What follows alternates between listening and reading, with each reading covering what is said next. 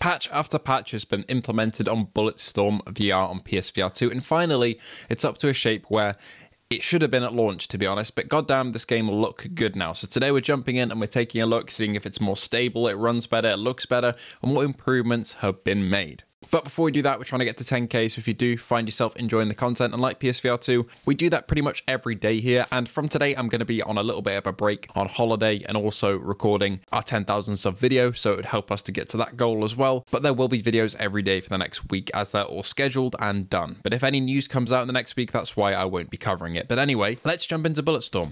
Hello everybody and welcome back to Bulletstorm VR, where we're jumping in, I think, mission 3 or 4.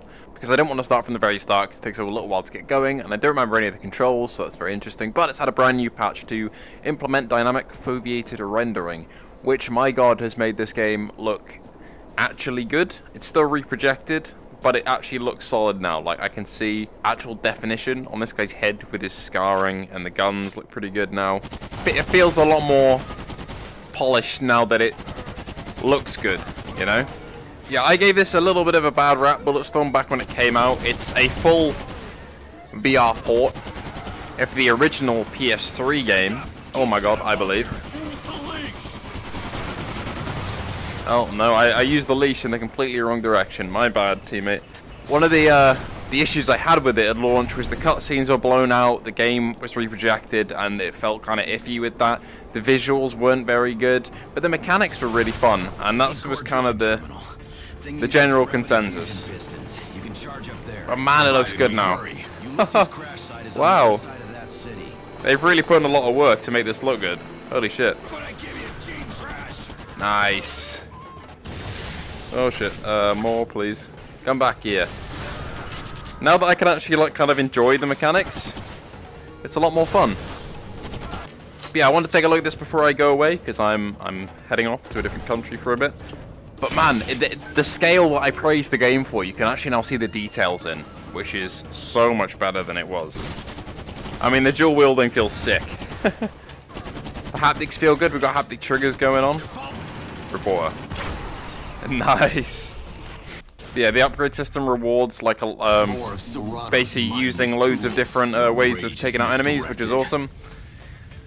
I still feel like there's a bit of a disconnect with some like the kicking and stuff, and the sliding doesn't feel the smoothest in terms of like it kind of just like sticks you to the floor like that.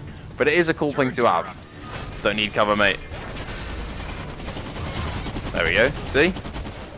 Sorted. Can I not leash it off? Oh, I can. Well, I can pull it off. Here we go. Come on then.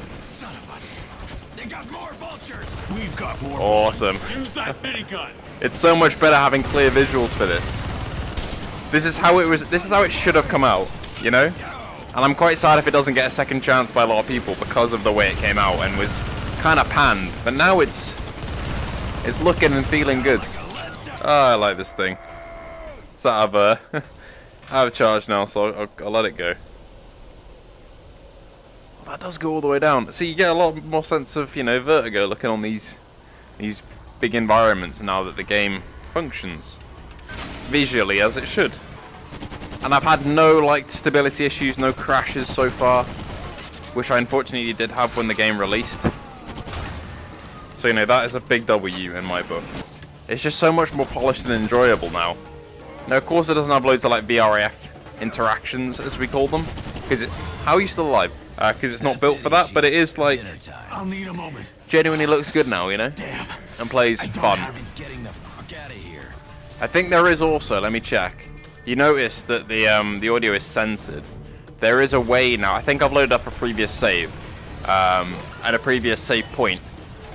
Oh, here's some more VR interactions. Not a cutscene or anything. I do actually climb myself. That's cool. But yeah, I think there is a way to get rid of the censoring now as well, if you don't like, you know, your fuck words being censored, which is fair enough. The game was a product of the time, and it includes a lot of those. Oh man, that's a quick loading screen. Okay. Come back, come back.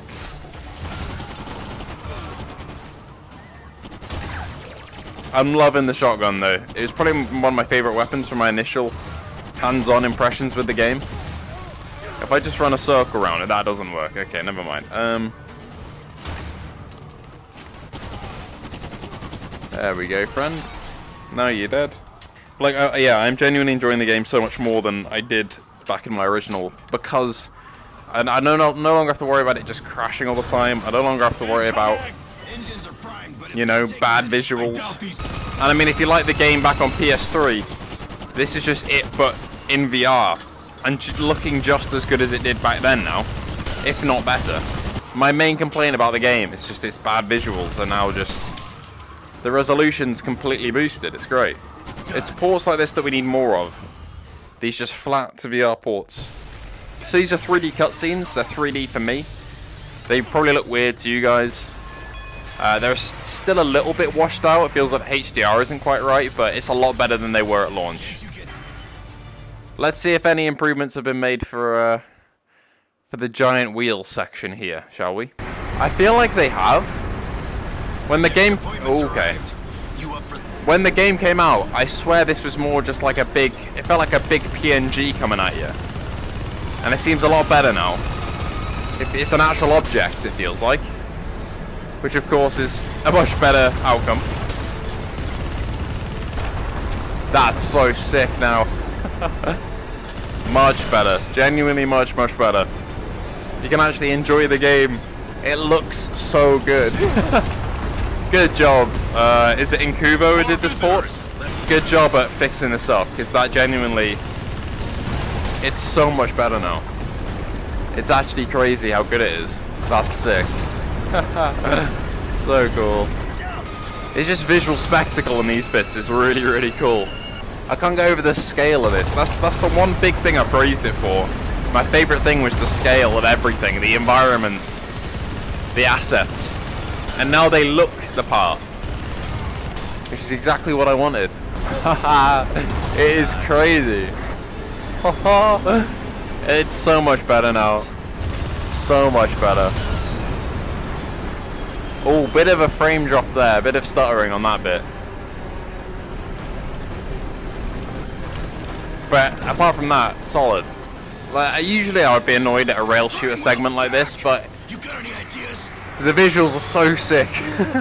Like, where else can you see this, you know? I took the goddamn bridge out. Hit the brakes. For the love of God, hit the brakes.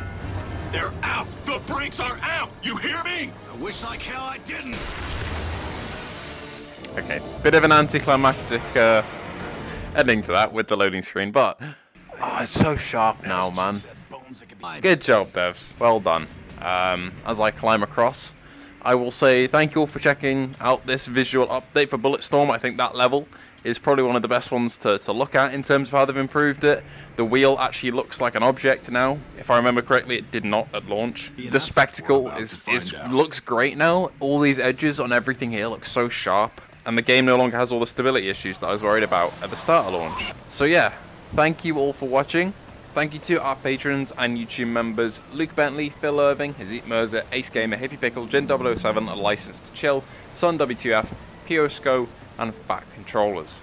All the links to the Discord and the Patreon and YouTube membership are down below. Thank you all for watching once again, and I hope to see you all in the next one.